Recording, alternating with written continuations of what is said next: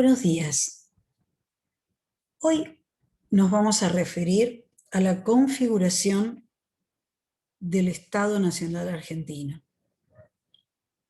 como un proceso que se llevó adelante durante el contexto que conocemos como Confederación Argentina, 1827-1852.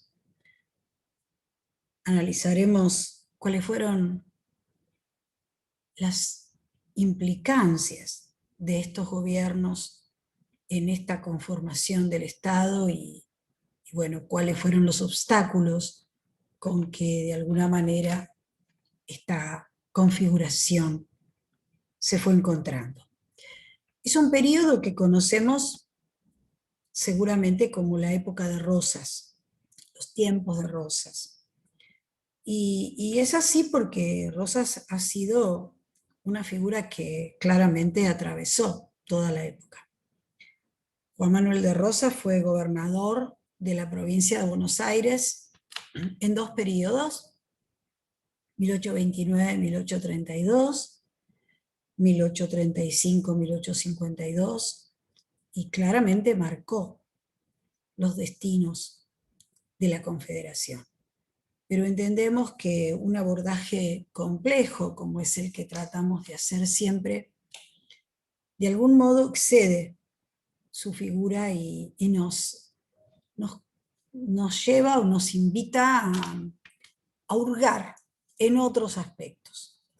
Y entonces otra vez yo les propongo un abordaje que me pareció apropiado, que he ido conformando a lo largo de este tiempo, que tiene que ver con la trialéctica, es decir, con explorar la espacialidad, tratar de desentramar la socialidad y comprender a través de sus prácticas la experiencia histórica, las vivencias históricas. Yo digo que a veces es como una mirada que en alguna medida tiene mucho de etnografía, porque lo que yo les propongo es mirar a los que nadie mira, para comprender claramente la complejidad de estos procesos. También vamos a analizar, además del Estado, de qué entendemos por un Estado, que cuando nosotros hablamos de la configuración del Estado, en realidad, ¿a qué nos estamos refiriendo? Bueno, nos estamos refiriendo a la conformación del organizador de la sociedad, de muchos aspectos disciplinador, de los modos de producción capitalista y de reproducción patriarcal. Nos referiremos también a las prácticas de esa sociedad que tiene que ver con el Estado. O sea, el Estado tiene que ver con la sociedad. Y también vamos a examinarlo como una máscara, como esa máscara que de alguna manera nos previene esta imagen que a veces no nos negamos a ver. Esta época entonces les decía que está de alguna manera asignada por la figura de Rosas, pero que la vamos a abordar, por ejemplo, desde la espacialidad. ¿Por qué? Porque un Estado requiere la percepción de un territorio, la definición de un territorio, una comprensión geográfica, de un territorio que es de muy difícil delimitación. Recordemos que que traemos esta organización desde el Virreinato del Río de la Plata, pero que muchas provincias todavía no tienen muy claro cuáles son sus límites, hasta dónde llegan, qué reivindican. Hay espacios que tampoco se poseen, que están claramente, son tierra de poblaciones aborígenes, y, y que además estos espacios, para ser concebidos como un Estado nacional, están claramente fragmentados desde los intereses económicos, desde las sociedades que viven en ellos, desde las formas de comerciar. Es verdad que las élites porteñas se negaron a entregar la aduana, ¿no?, con la ley de capitalización, a un Estado centralista, aun cuando la centralización se hiciera desde Buenos Aires. Pero también, por otro lado, las provincias habían reivindicado esas soberanías originarias y también se negaban a entregar la territorialidad. Y a lo sumo entregaron a Buenos Aires las relaciones exteriores.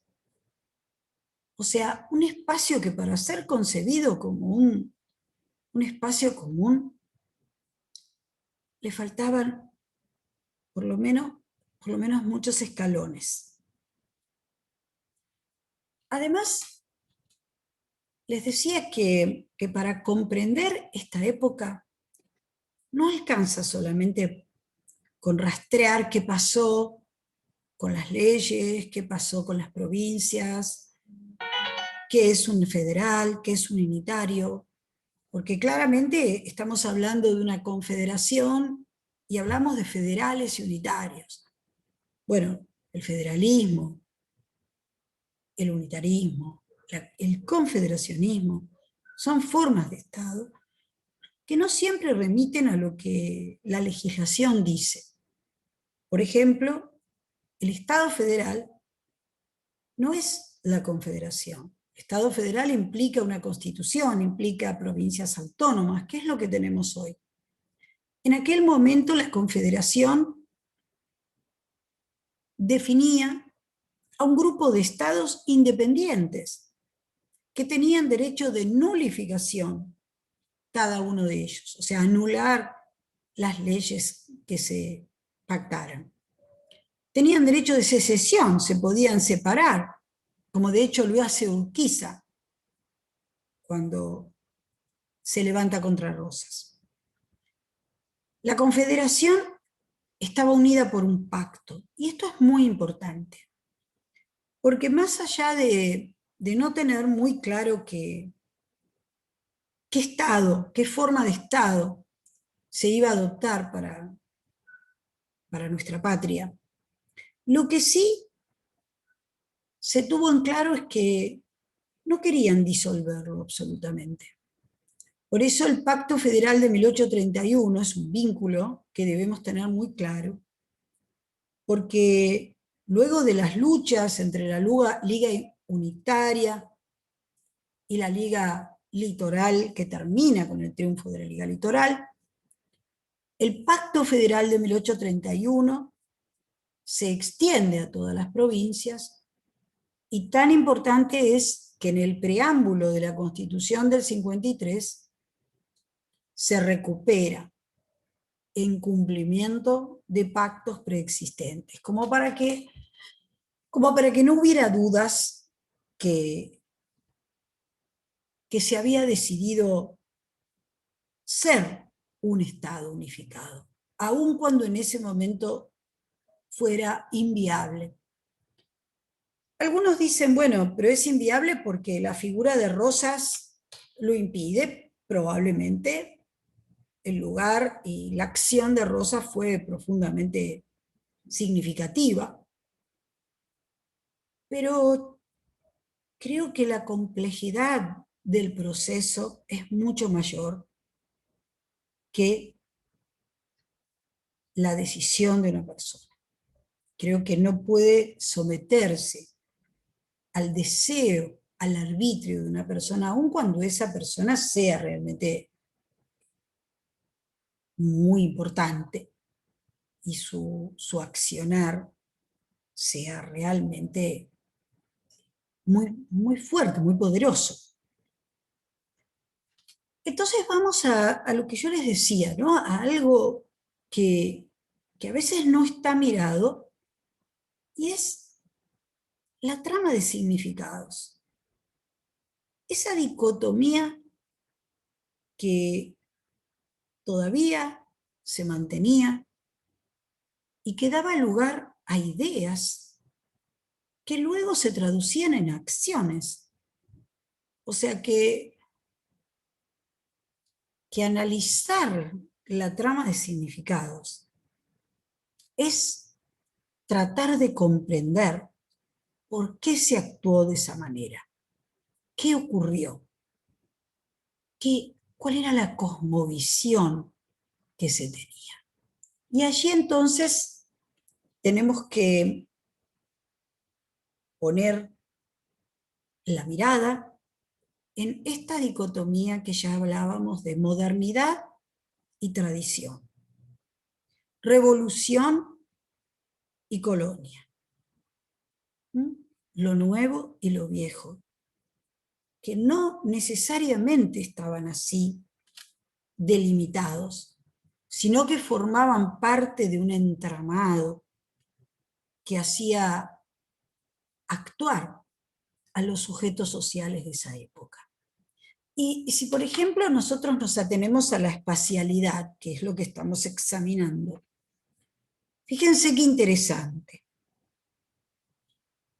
Había también una dicotomía con el espacio concebido. ¿Cómo se entiende el espacio? ¿Cómo se concibe? Cuando yo digo el espacio concebido, estoy hablando de aquel espacio que está atravesado por intereses, intereses económicos, luchas de poder,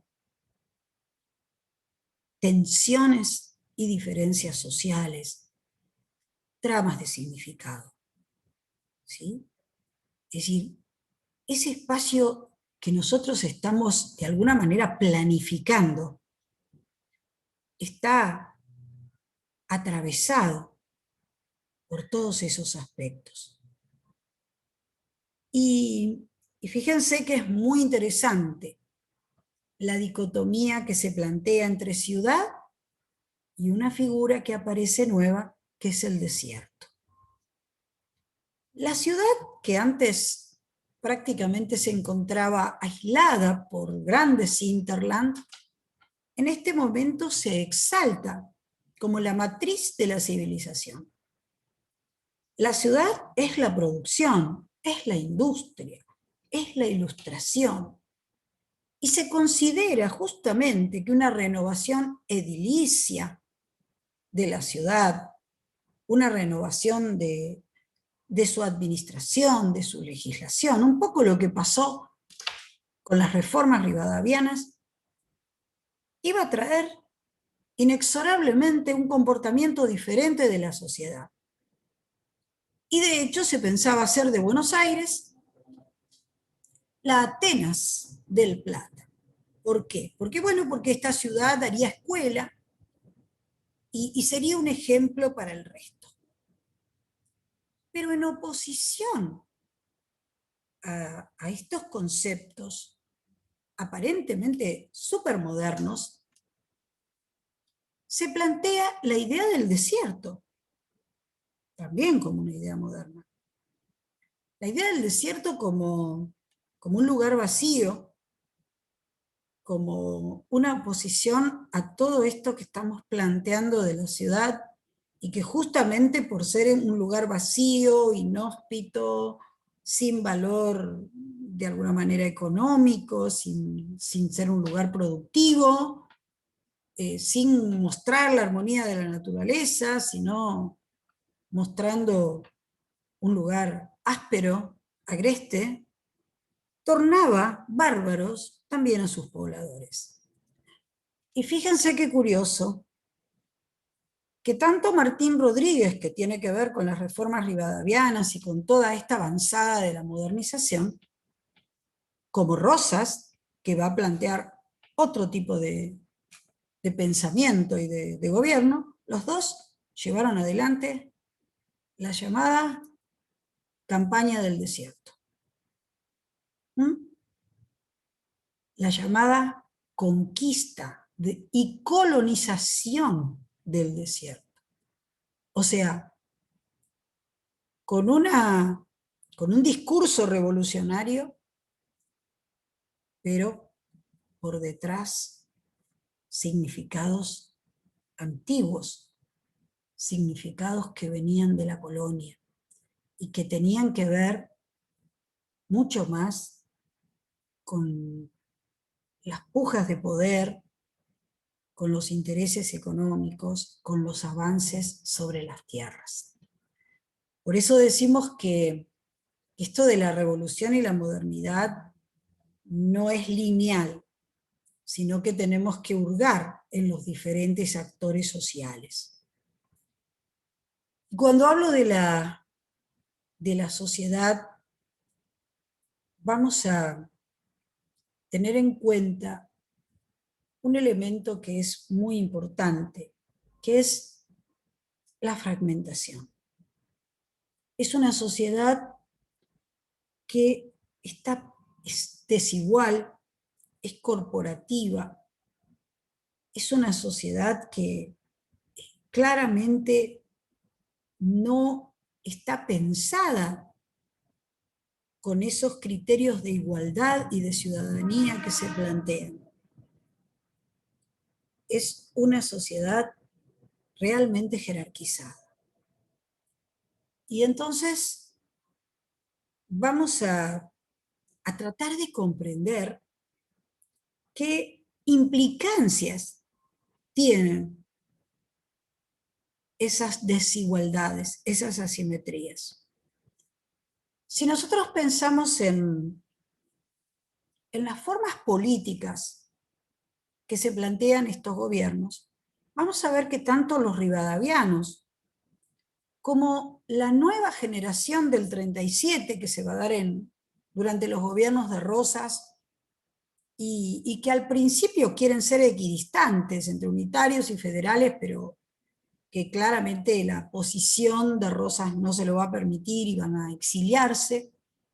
Tanto unos como otros plantean la modernidad en una democracia representativa, en una república representativa, que implicaba al pueblo, a los ciudadanos iguales, que implicaba de alguna manera el debate, la libertad de prensa, y que claramente se va a oponer a la acción de Rosas, que ya la vamos a analizar. Pero fíjense que aún estos aspectos que realmente son profundamente modernos, revolucionarios, y que a los efectos de compararse con Europa eran avanzados, porque estaban planteando la república cuando Europa todavía estaba en la vuelta al antiguo régimen.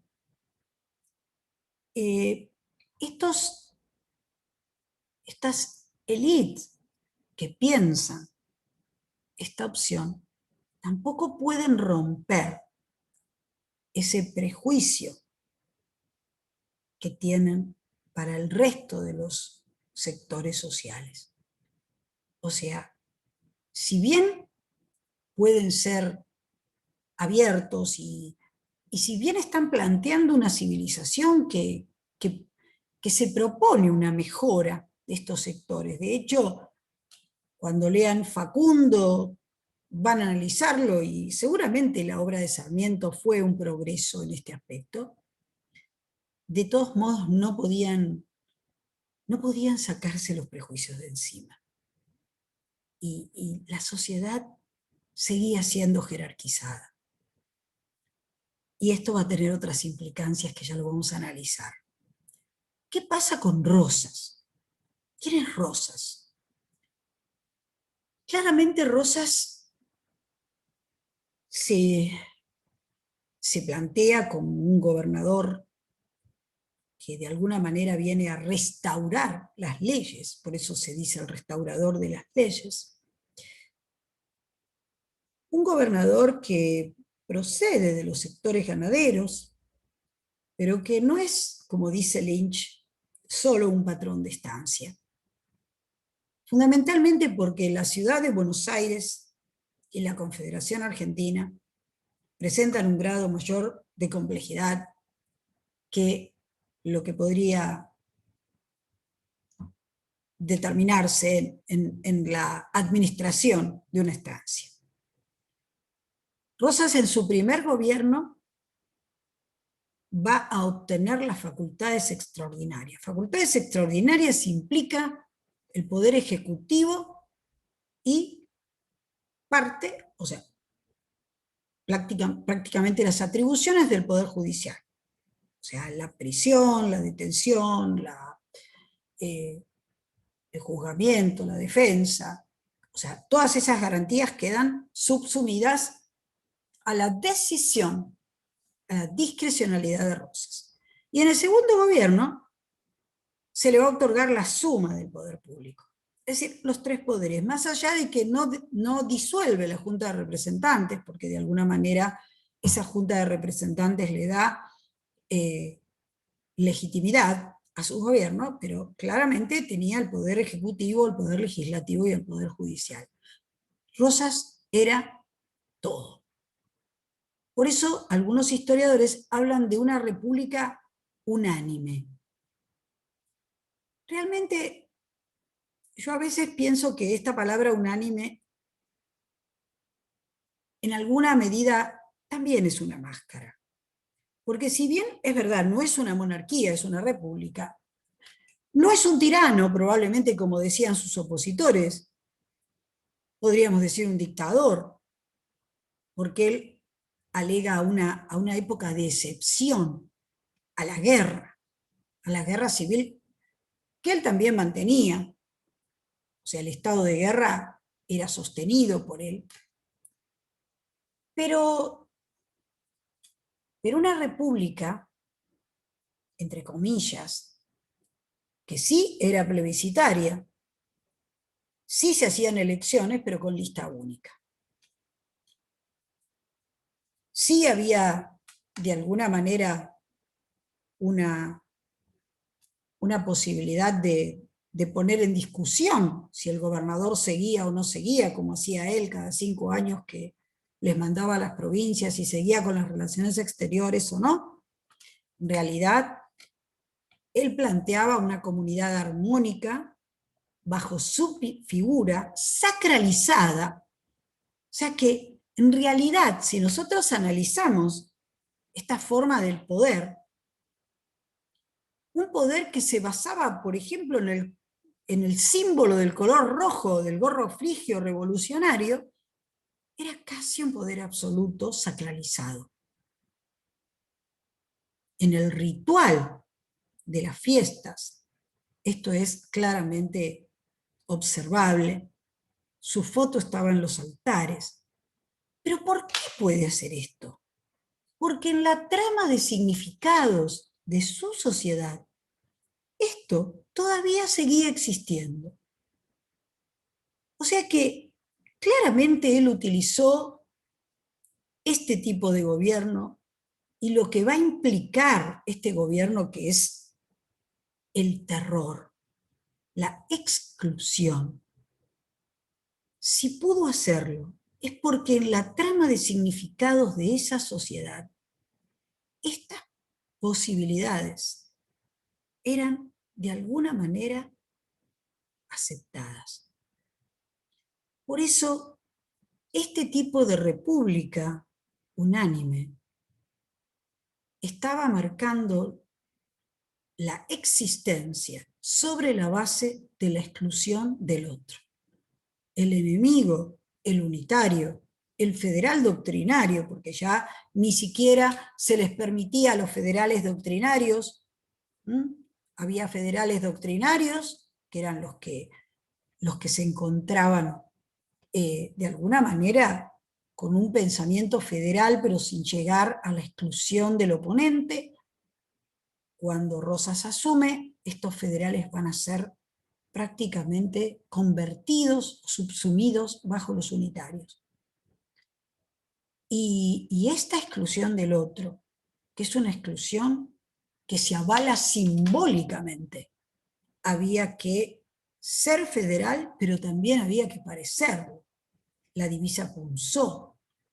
Y acá nos vamos a meter en un terreno muy interesante, que es el terror. El terror no es solo un instrumento de disciplinamiento. El terror también tiene que ver con la violencia que se engendra en la trama de esta sociedad. En toda su asimetría en los intereses económicos.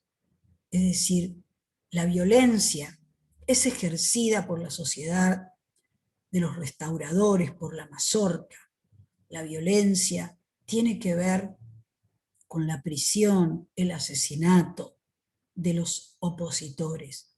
Pero esa violencia se encuentra en toda esa trama que implica significados que aceptan esta jerarquía, que aceptan esta posibilidad de gobernar de manera omnímoda. Esta sociedad que está formada, como dijimos, por una gran asimetría, pero que es una sociedad que piensa, que decide y que también se resiste, porque fíjense, las élites, sobre todo ganaderas, saladeril, va a estar de acuerdo con Rosas. Muchos gobernadores de las provincias, por algunos acuerdos, porque Rosas trata de sostener este sistema a través de negociaciones, es un gran negociador, acuerdos que muchas veces implican préstamos de dinero a las provincias. Un sector intermedio de artesanos, de personas que trabajan en las haciendas, que también lo apoyan, pero no lo apoyan los pobres, generalmente. ¿Por qué? Porque los pobres son los que más claramente van a ser, de alguna manera, levados para el ejército. Dijimos que el sistema federal que impone Rosas tiene que ver con la guerra a muerte con los opositores, llámense unitarios, llámense doctrinarios, todo aquel que no está con Rosas está contra él. Y estos grupos no aceptan al federalismo. Por eso es muy difícil hacer una evaluación general. Por ejemplo, el ejército. ¿Sí? El ejército tenía a los destinados, que eran los que eran enviados por alguna condena, pero a veces esa condena era ficticia, porque como los jueces de paz eran nombrados por Rosas, seguramente iban a ser fácilmente, si necesitaban soldados, iban a caer muchos de estos, entre comillas, condenados. Los levados, que eran aquellos que directamente no tenían nada, eran itinerantes. Fíjense qué interesante, ¿no? No tenían residencia fija, no tenían propiedad, no tenían dinero. Pero alguien pensó en el espacio vivido de esta gente, cómo sentía su espacio, cómo lo vivía. Lo mismo que los aborígenes. ¿Sí? Nadie. Eran levados obligatoriamente, de manera compulsiva. Y los enganchados, que eran los que iban por una paga. Pero ¿qué pasaba en estos ejércitos? La paga era muy baja, los castigos eran terribles, la vida era muy dura y había desertores. O sea que todo eso en general no se mira a esa gente, no se mira a las mujeres que iban al ejército, acompañar a sus hombres, sus hermanos, a sus maridos. Las viudas muchas veces le pedían alimentos a los batallones. Todo eso no se mira y todo eso está. Lo mismo con los indios. Había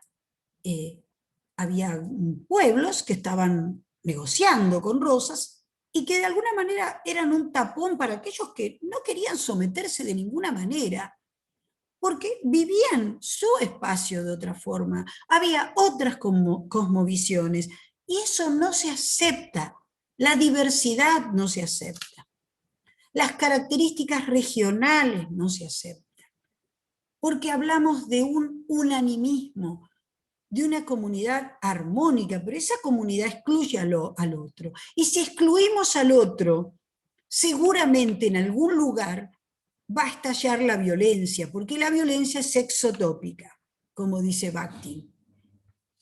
Explota, estalla en otro lugar, pero se construye en las tramas de relación. Por eso yo les planteo, chicos, que cuando hagamos este análisis, tratemos de ir a una mirada compleja, de reconocer a todos los actores, de ver las experiencias particulares, las prácticas sociales, los diferentes actores. Por ejemplo, se dice, los negros apoyaban a Rosas en sus fiestas y Rosas los tenía en una relación clientelar. Es probable que fuera una lealtad a cambio de beneficios, pero también es verdad que les dio la visibilidad que no tenían.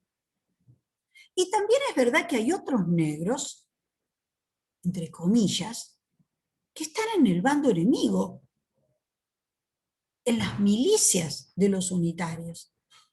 O sea que no pensemos que no tienen posibilidad de elegir, porque la hegemonía se defiende, pero también se resiste. Entonces, de alguna manera, estas resistencias nos muestran que esta sociedad está viva y que realmente si se expresa esta violencia es porque hay que hurgar en la trama de relaciones, en las luchas de poder, en los intereses económicos. Allí están las desigualdades. La generación del 37 decía que la libertad y la igualdad no eran incompatibles. Bueno, creo que si nosotros tenemos que pensar esta época de Rosas, una época de terror que desgraciadamente hemos vuelto a vivir. O sea que en la trama de significados, este terror todavía seguía legitimado, como seguía legitimado el desierto y la posibilidad de conquistar al otro. Porque en realidad lo que está legitimado es la asimetría. Entonces, si pensamos en el aula, esta época estaría buena para trabajar sobre qué estado podemos concebir hoy, qué espacios podemos concebir hoy, qué es para algunas personas el espacio que viven y qué es el espacio que se imaginan, el espacio que perciben. ¿Cómo podemos entender una sociedad que tenga que ver con la igualdad? ¿Cómo podemos entender una sociedad que tenga que ver con la falta de asimetría, por ejemplo, en las relaciones de género? Porque esa mujer seguía siendo tutelada. Y era una mujer que iba al ejército, que hacía uniformes, y sin embargo, no podía votar, no podía elegir, no podía pensar, no podía testar. Entonces, esta situación que tiene que ver con una república, de alguna manera nos interpela hoy. ¿Qué clase de ciudadanos tiene esta república? ¿Cómo la entendemos? ¿Qué clase de asimetrías tiene hoy nuestra sociedad? ¿Qué jerarquías todavía hoy están legitimadas? Me parece que si nos acercamos a este proceso con estas miradas, tal vez con más dudas que respuestas, vamos a poder establecer, como siempre tratamos de hacer, ese diálogo entre el pasado y el presente. Bueno, ahora sí,